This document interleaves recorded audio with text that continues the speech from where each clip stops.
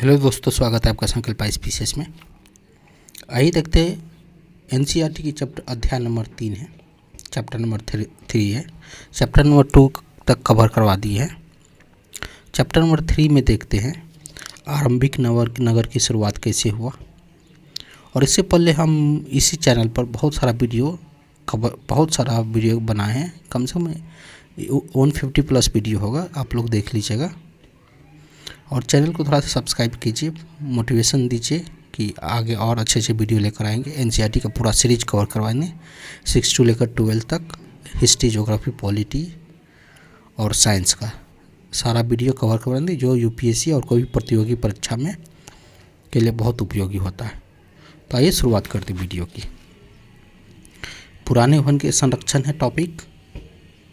जसपाल और हरप्रीत दोनों बच्चा है जो अपने घर के पास एक गली में क्रिकेट खेल रहा था। उसने देखा कि कुछ लोग खंडहर घर की तारीफ कर रहे हैं, जिन्होंने इन दोनों बच्चों ने पहले इस घर को भूथा घर कहा करते थे। एक ने कहा कि इसके जो घर को खंडहर की तारीफ कर रहा था, उसमें से एक ने कहा कि वास्तुकला को देखो, कि आपने कहीं लकड़ी पर इतनी सुंदर नक्काशी देखी है। दूसरी महिला ने कहा कि मंत्री जी को पत्र लिखकर कहना चाहिए कि इस खूबसूरत घर को सुरक्षित रखने के लिए इसकी मरम्मत करने की व्यवस्था करें। यह सब सुनकर जसपात और हरप्रीत के सोचने लगे कि पुराने खंडहर को लोग इतना लगाव क्यों रखते हैं। तो पुराने खंडहर को इतना लगाव क्यों रखते हैं, इसके मन में ये प्रश्न चलने लगे। तो इसी तरह से हम भी पुराने खंडहर और पुराने घरों के बारे में जानते हैं कि पहले, आज से 4000 साल पहले क्या क्या हुआ था, कैसे सिविलाइजेशन की शुरुआत हुई थी। हड़प्पा की कहानी क्या है, मोहनजोदारो की कहानी क्या है। तो आइए शुरुआत देखते हैं, पहले की कहानी क्या है। तो पहला है हड़प्पा की कहानी। अक्सर पुरानी इमारत कहानी बताती है। लगभग 150 साल पहले जब पंजाब में पहली बार रेलवे लाइन बिछाई जा रही थी, तो उस समय काम में जुटे इंजीनियरों ने अचानक हड़प्पा पुरास्थल मिला। जब आज से 150 साल पहले पंजाब साइड में रेलवे लाइन बिछाई जा रही थी, तो वहाँ पर के इंजीनियरों को हड़प्पा पुरास्थल मिला, जो आधुनिक पाकिस्तान में भी पड़ते हैं। उन्हें सोचा कि यह एक ऐसा खंडहर है जहाँ से अच्छी ईंटें मिलेगी, और यह सोचकर वे हड़प्पा के खंडहर को से हजारों ईंटें उखाड़ ले गए, जिससे उन्होंने रेलवे लाइन बिछाई। इससे कई इमारतें पूरी तरह नष्ट हो गई। उसके बाद लगभग 80 साल पहले पुरातत्वों ने इस स्थल को ढूंढा और पता चला कि यह खंडहर उपमहाद्वीप के सबसे बड़े पुराने शहरों में से एक है। चूँकि इस नगर की खोज सबसे पहले हुई थी, इसलिए इसके बाद जो भी पुरास्थल मिला उसकी और जो इमारत मिला, जो चीज़ें मिली, वो उसे हड़प्पा सभ्यता की इमारतें कहा गया। और इस शहरों का निर्माण लगभग 4700 वर्ष पहले हुआ था। इन नगरों की विशेषता क्या थी? तो इन नगरों की विशेषता क्या थी? इन नगरों में कई को 2 या 2 से ज़्यादा हिस्सों में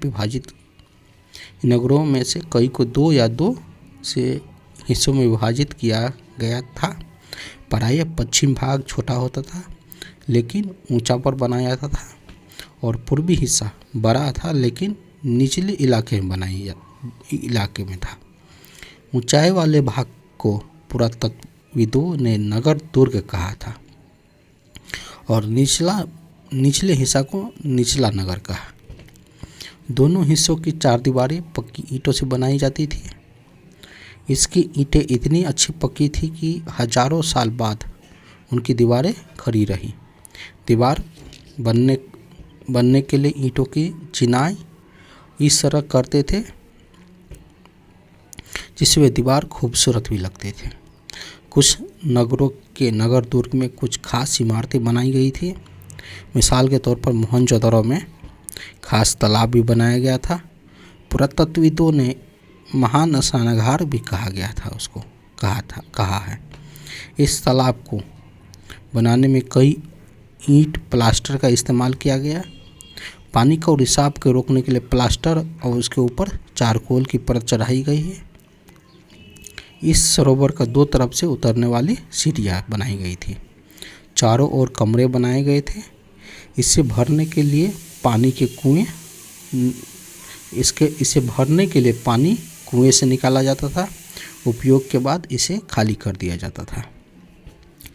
शायद यह विशिष्ट नागरिक विशेष अवसरों पर स्नान किया जाता था। जैसे कालीबंगा, लोथल जैसे अन्य नगरों में अग्निकुंड मिले हैं, जहाँ संभवतः यज्ञ के लिए जाते होंगे। हड़प्पा, मोहनजोदड़ो और लोथल जैसे नगरों में बड़े बड़े भंडारगृह भी मिले हैं। और देख लेते कहाँ क्या है। यहाँ देखिए, सिंधु नदी है। सिंधु नदी पर मोहनजोदड़ो है किनारे, गांगेवरीवाला है, चांदुआरो है, और धौलावीरा, सुरकोटदा, लोथल गुजरात में है, सताको है। अब देखिए कालीमंगा, राखीगढ़ी, ये सब हड़प्पा सिविलाइजेशन का घाट मतलब जगह है। हड़प्पा रावी नदी के किनारे है। ये सब थोड़ा सा आप लोग देखिएगा, मैं याद रखिएगा, ये नोट बना लीजिएगा कि कालीमंगा, लोथल अन्य नगरों में अग्निकुंड मिला। मोहनजोदड़ो में, यहाँ पर मोहनजोदड़ो में क्या मिला? स्नानागार मिला। और हड़प्पा, मोहनजोदड़ो और लोथल में बड़े बड़े भंडारगृह भी मिले। ये सब पर आप लोग नोट बना लीजिएगा थोड़ा सा। ऐसे यहाँ देखिए हड़प्पा का जो कुंड है,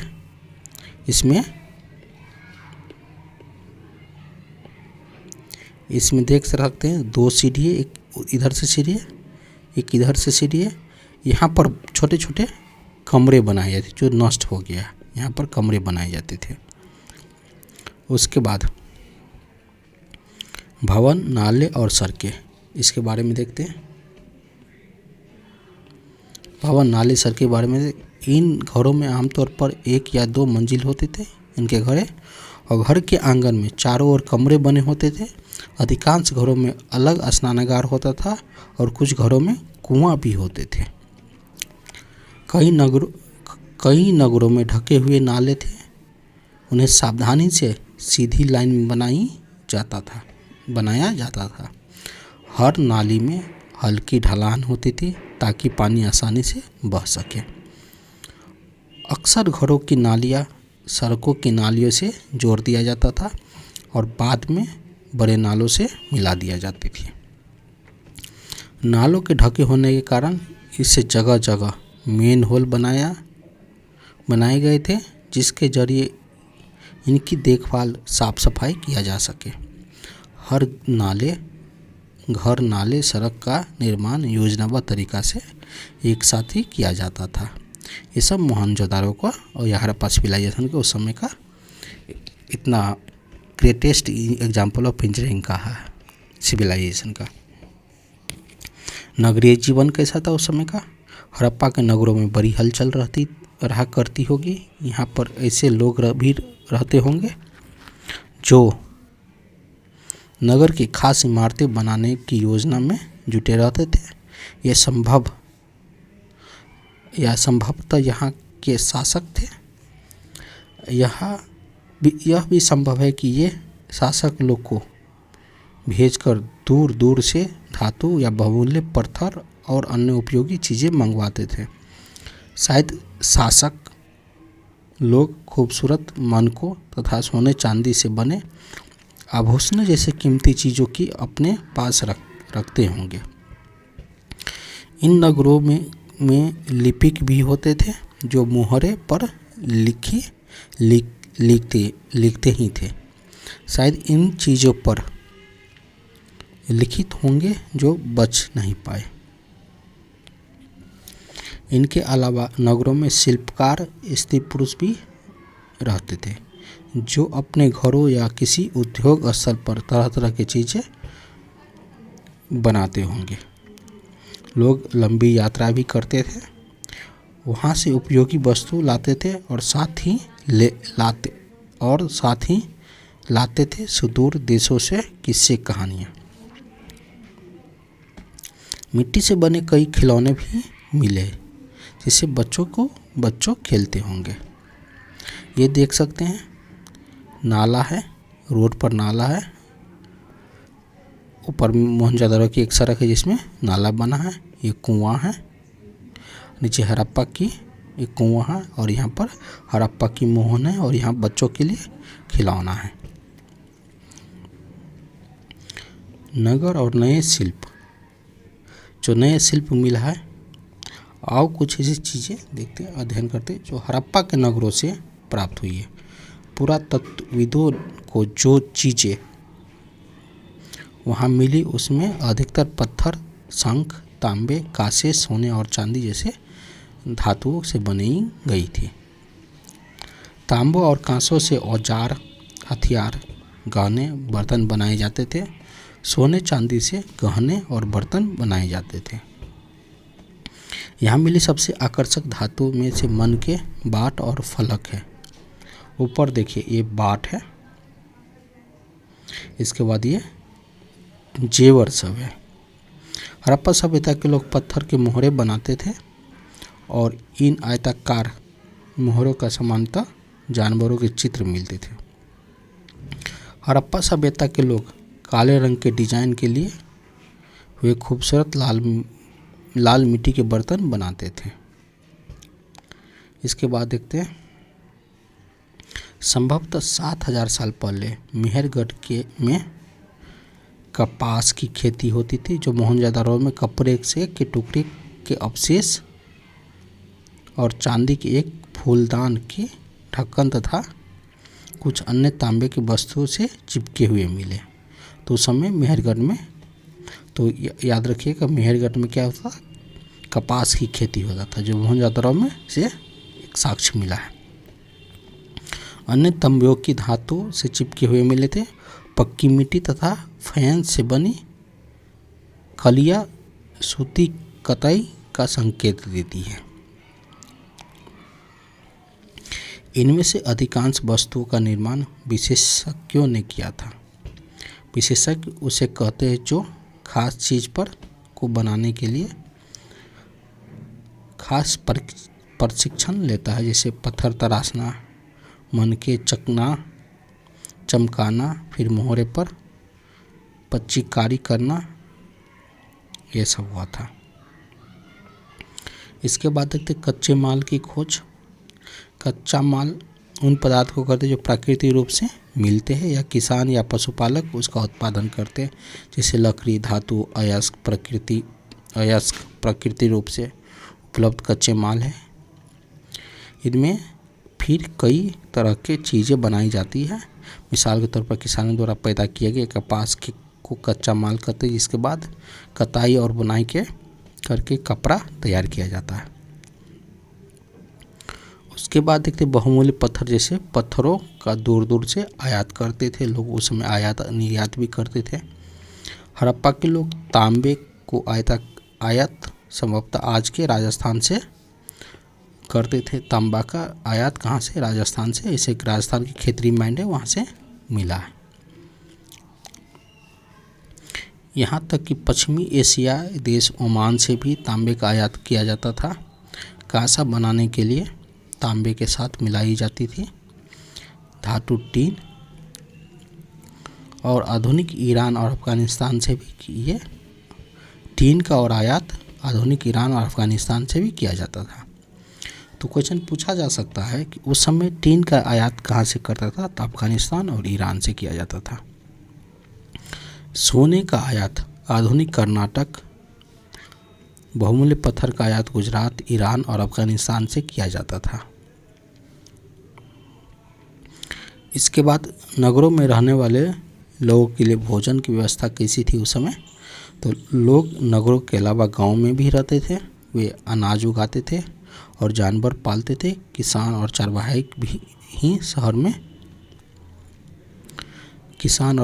ही शहर में रहने वाले शासक, लेखकों और दस्तकारी को खाने के सामान देते थे। पौधे के अवशेष से पता चलता है कि हड़प्पा के लोग गेहूँ, जौ, दाल, मटर, धान, तिल, सरसों उगाते थे। जमीन की जुताई के लिए हल का प्रयोग, जो हल देख रहे हैं लकड़ी का बना हुआ, हड़प्पा काल में हल तो बच नहीं पाए क्योंकि प्रायः लकड़ी से बनाए जाते थे, लेकिन हल के आकार के खिलौना मिले हैं। इस क्षेत्र में बारिश कम होती थी, इसलिए सिंचाई के लिए लोग कुछ तरीके अपनाए होंगे। संभवतः पानी को संचय किया जाता होगा। जरूरत पड़ने पर इसे फसलों की सिंचाई की जाती होगी। हड़प्पा के लोग गाय, भैंस, भेड़, बकरियां पालते थे। बस्तियों के आसपास तालाब और चारागाह होते थे, लेकिन सूखे महीनों में मवेशियों के झुंड को चारा और पानी की तलाश में दूर दूर तक ले जाया जाता था। वे बेर जैसे फलों को इकट्ठा करते थे और मछलियां पकड़ते थे। हिरन जैसे जानवरों के शिकार भी करते थे। आप देखते हैं गुजरात में हड़प्पा कालीन नगर का सूक्ष्म निरीक्षण करते हैं। कच्छ के इलाके में खादिर बेत के किनारे धौलावीरा नगर बसा था। वहाँ साफ पानी मिलता था। जमीन उपजाऊ थी। यहाँ हड़प्पा सभ्यता के कई नगर 2 भागों में विभक्त थे। वहीं धौलावीरा नगर को 3 भागों में बांटा गया था। इसके हर हिस्से के चारों ओर पत्थर की ऊंची ऊंची दीवारें बनाई जाती थी। इसके अंदर जाने के लिए बड़े बड़े प्रवेश द्वार थे।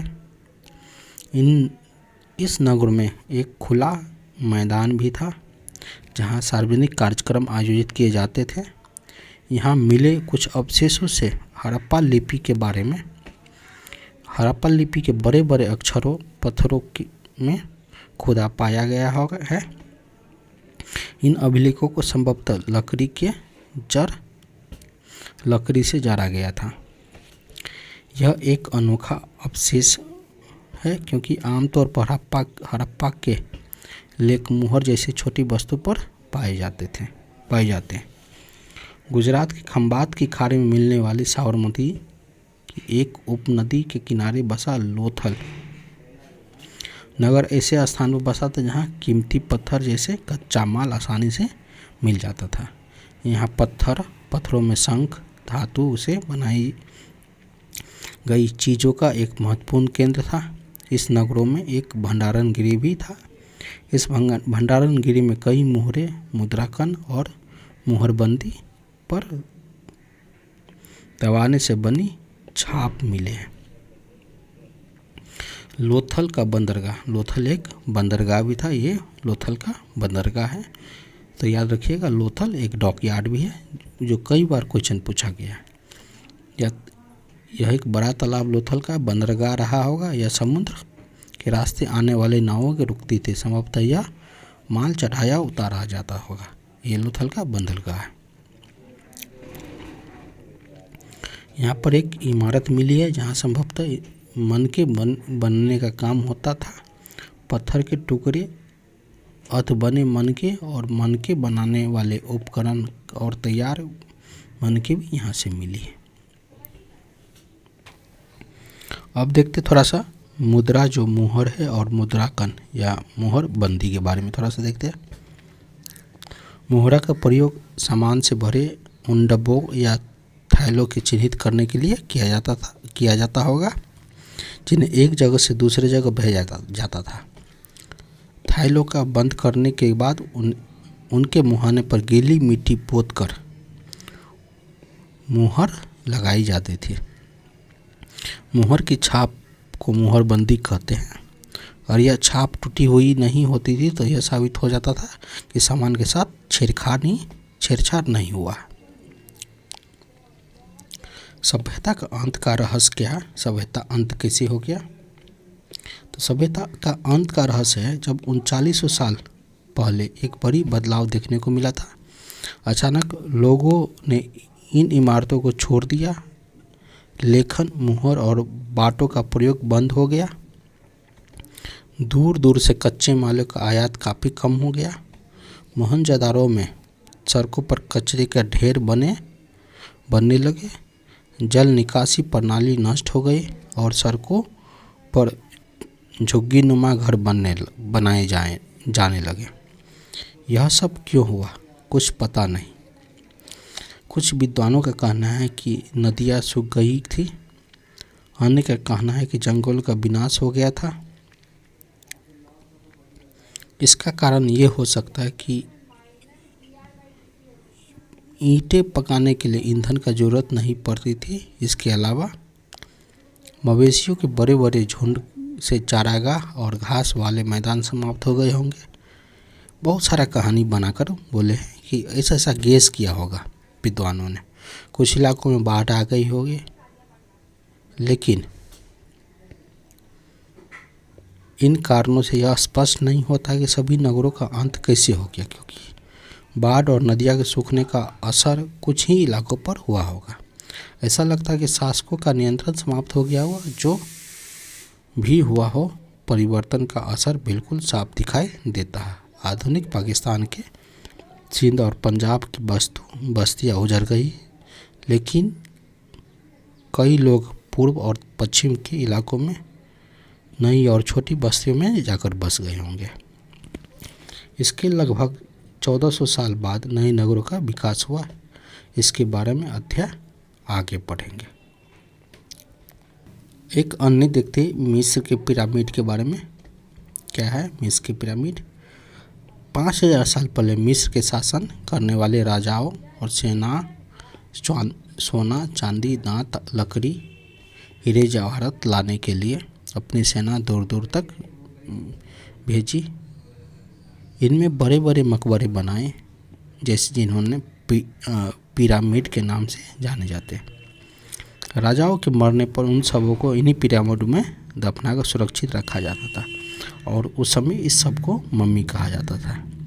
इन सबों के साथ अनेक चीज़ दफनाई जाती थी, जैसे खाद्यान्न, पेय, वस्त्र, गहने, बर्तन, वाद्य यंत्र, हथियार, जानवर भी शामिल है। कभी कभी इस सब के साथ उनके सेवक और सेविकाओं को भी दफना दिया जाता था। दुनिया के इतिहास में सबों को दफनाने की परंपरा को देखते हुए मिस्र में सबसे ज़्यादा धन दौलत खर्च किया जाता था। इसके बाद ये था दोस्तों चैप्टर नंबर 3। आप लोग थोड़ा सा वीडियो को एक बार 2 बार रिवीजन करके देख लीजिएगा पूरा अच्छे से, और अच्छा लगेगा चैनल को सब्सक्राइब कर दीजिएगा, लाइक कर दीजिएगा।